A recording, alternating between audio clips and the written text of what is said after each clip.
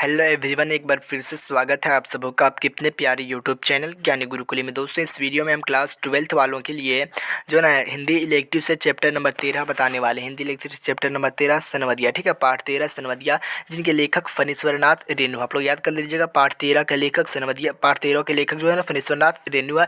और इसी से रिलेटेड जो सब्जेक्टिव प्रश्न बनेंगे, 4-5 सब्जेक्टिव जो इंपॉर्टेंट प्रश्न बनेंगे, वो प्रश्न को हम अपने अंदाज में, अपने भाषा में, अपने लैंग्वेज में कराने की कोशिश करूँगा। तो अगर आप हमारे चैनल पर नए होंगे सब्सक्राइब कीजिएगा। देखिए, आपका पहला प्रश्न है, सनवदिया की क्या विशेषता और गांव वालों के मन में सनवदिया की क्या अवधारणा है। तो चलिए, इसका उत्तर भी सिंपल तरीके से मैं दे दिया हूँ।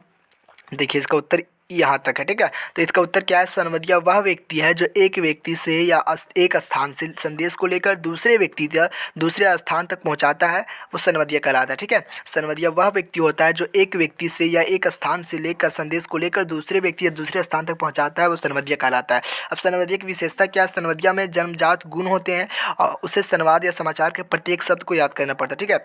सनवदिया में प्रत्येक चीज़ के गुण होते हैं और उसे प्रत्येक शब्द को याद करना पड़ता है और उसी स्वर में और उसी सुर स्वर में परिस्थिति के अनुसार लोगों तक पहुंचाना पड़ता है, ठीक है। सनवदिया वह व्यक्ति होता है जिसे आप अगर कुछ भी बता के भेजें, जिस अंदाज में, जिस तरीके से बता के भेजें, उसी तरीके में, उसी स्वर में, उसी अंदाज में, उसी परिस्थितियों के अनुसार उसे दूसरे लोगों तक पहुंचाना पड़ता था, ठीक है, जिसे आप बताना। उसके बाद देखिए, सनवदिया जिस हाव भाव में समाचार को सुनाता था, उसी हाव भाव में उसे सुनाना पड़ता था। ये सनवदिया की मुख्य विशेषता है। उसके बाद नीचे लिखा हुआ, गाँव वाले के मन में सनवदिया के प्रति गलत अवधारणा है। गाँव वाले यह मानते थे कि बिना मजदूरी लिए जो गाँव गाँव संवाद पहुँचाए वो सनवदिया के नाम पर औरतों की गुलामी करता है। गाँव वाले कहते थे सनवदिया जो बिना मजदूरी लिए हुए गाँव गाँव संवाद को पहुँचाता है, सनवदिया के नाम पर औरतों की गुलामी करता है, ये कहते थे, ठीक है। गाँव वाले सनवदिया को निठल्ला, कामचोर और पेटू मानते थे, ठीक है। तो पहला प्रश्न का सिंपल सा उत्तर आप लोगों के बीच ये रहा, ठीक है। चलिए अब दूसरा प्रश्न देखते हैं।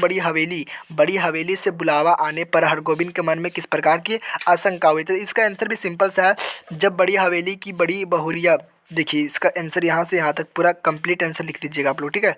यहाँ से यहाँ तक पूरा कंप्लीट आंसर, ठीक है, यहाँ से यहाँ तक, ठीक है। जब हवेली की बड़ी बहुरिया ने हरगोविंद को बुलावा भेजा तो हरगोविंद को यह आशंका हुई कि उस ज़माने में गांव-गांव जब डाकघर खुल गए हैं तो उसका अग क्या काम, आज क्या क्या, सॉरी टाइपिंग में मिस्टेक हुआ। हरगोविंद सोच रहा था कि आज के ज़माने में व्यक्ति घर बैठे ही लंका तक की खबर भेज सकता है।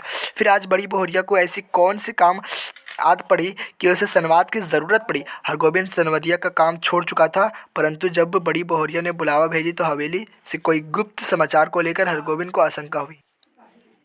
चलिए, यहाँ तक आप लोगों ने दो प्रश्न को आसानी से देखा। प्रश्न संख्या तीसरा देखते हैं।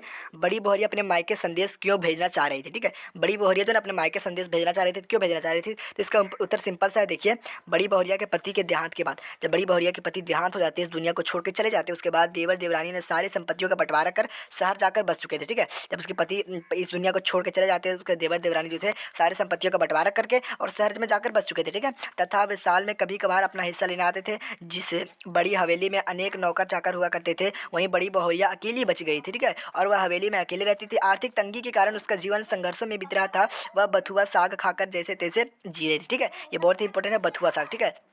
बड़ी बहुरिया का क्या खाकर जी रही थी, बथुआ साग खाकर जैसे तैसे जी रही थी। इसलिए वह अपने मायके संदेश भेजना चाहती थी ताकि मायके वाले उसे हवेली से ले जाए, ठीक है। चलिए अगला सवाल देखते हैं। प्रश्न संख्या चौथा। हरगोविंद बड़ी हवेली पहुंचकर अतीत के किन स्मृतियों में खो जाता है, ठीक है। तो देखिए उत्तर में क्या लिखा है हमने। जब हरगोविंद बड़ी हवेली पहुंचता है तो उसे पूरा हवेली सुनसान और बेजान सा लगता है। वह दीवारों की ओर देखकर सोचने लगता है कि हवेली में कभी दिन रात नौकर नौकरानियां तथा मजदूर की हमेशा भीड़ लगी रहती थी, वह हवेली आज सुनसान है। जिन बड़ी बहुरियों के हाथों में मेहंदी लगाने वाले नाइन मेहंदी की मजदूरी से अपने परिवार की पेट पालती थी, और आज वह बड़ी बहुरिया अपने अपने उन्हीं हाथों में से सुपा सुपा सुप्पा पकड़े अनाज को फटक रही है। हरगोविंद सोचने लगता है कि बड़ी बहुरिया की सुख वाले दिन कहाँ बीत गए, ठीक है। यानी बहुत ही इंपॉर्टेंट प्रश्न है, कर लीजिएगा इसे आसानी से, ठीक है। उसके बाद देखिए प्रश्न संख्या पाँचवा।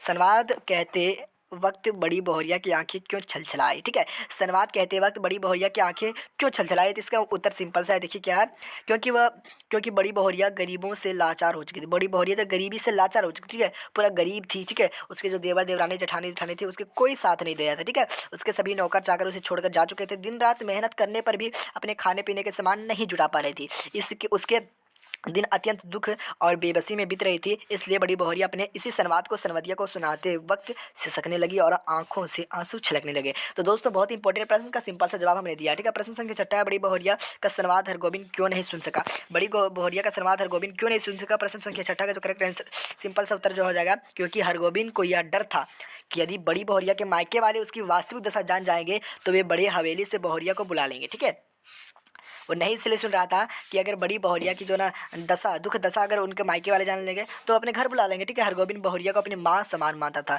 जो हरगोविंद था बहुरिया को अपनी माँ समान मानता था और वो नहीं चाहता था कि उसके गाँव लक्ष्मी गाँव को छोड़कर चले जाए। वो नहीं चाहता था कि उसके गाँव को लक्ष्मी गाँव को छोड़कर चली जाए। यदि बड़ी बहुरिया गाँव छोड़कर चली जाती तो उसके गाँव की बड़ी बदनामी होती। ठीक है, बड़ी बदनामी होती, लोग उसके गाँव पर थू थू करते। इसलिए हरगोविंद जब बड़ा बहुरिया के मायके पहुंचा तो वह बहुरिया का संवाद नहीं सुना पाया। ठीक है, चलिए प्रश्न संख्या 7 में देख लेते हैं क्या है।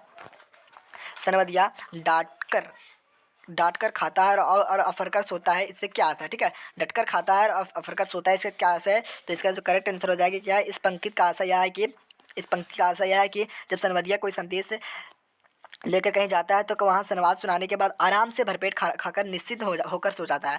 उसे अच्छे बुरे समाचार से कोई मतलब नहीं होता है, उसे केवल संदेश पहुंचाना होता है। बड़ी बहुरिया के मायके में हरगोविंद को अच्छी अच्छी पकवान परोसा गया था, वह उसे नहीं खा पाया। उस रात से उसे नींद भी नहीं आई सही से। ठीक है, वह रात भर बड़ी बहुरिया को संवाद को लेकर सोचता रहा। ठीक है, तो इसी प्रकार से सिंपल आप अपनी कॉपी में नोट डाउन कर लीजिएगा। ठीक है, उसके बाद देखिए क्या है, जलालगढ़ पहुंचने के बाद प्रश्न संख्या 8 में देखिए, जलालगढ़ पहुंचने के बाद बड़ी बहुरिया के सामने हरगोविंद के ने क्या संकल्प लिया। देखिए इसका करेक्ट आंसर यहाँ से यहाँ तक पूरा लिख लीजिएगा। ठीक है, जब हरगोविंद वापस जलालगढ़ पहुंचा तो रोते हुए वह बड़ी बहुरिया के पैरों को पकड़ लिया और उसका संवाद न सुना पाने की क्षमा मांगने लगा। और वह बड़ी बहुरिया के से आग्रह करने लगा कि उस गांव को छोड़कर ना जाए। वह खुद उसका बेटा और बड़ी बहुरिया को अपनी माँ के साथ गांव की लक्ष्मी मानता है। वह संकल्प लेता है कि वह निठल्ला और कामचोर नहीं रहेगा, वह बड़ी बहुरिया के सारे काम करेगा और उससे कोई नष्ट नहीं होने देगा। दोस्तों इस वीडियो में इतना ही प्रश्न बताए, यानी टॉप 8 प्रश्न हम आप लोगों को सब्जेक्टिव प्रश्न बताएं और इसी प्रकार से प्रत्येक चैप्टर का मैं सब्जेक्टिव ऑब्जेक्टिव सारे चैप्टर सारे सब्जेक्ट का मैं करा दूंगा। बस आप लोगों को सपोर्ट प्यार चाहिए और ज़्यादा से ज़्यादा वीडियो को लाइक करें और सुंदर सुंदर कमेंट करें ताकि हम मोटिवेट हो और आप लोगों के लिए अच्छे से अच्छे वीडियो लाने की कोशिश करता रहूँ। तो मिलते हैं अगले वीडियो को खास चीज़ों के साथ। जय हिंद, वंदे मातरम।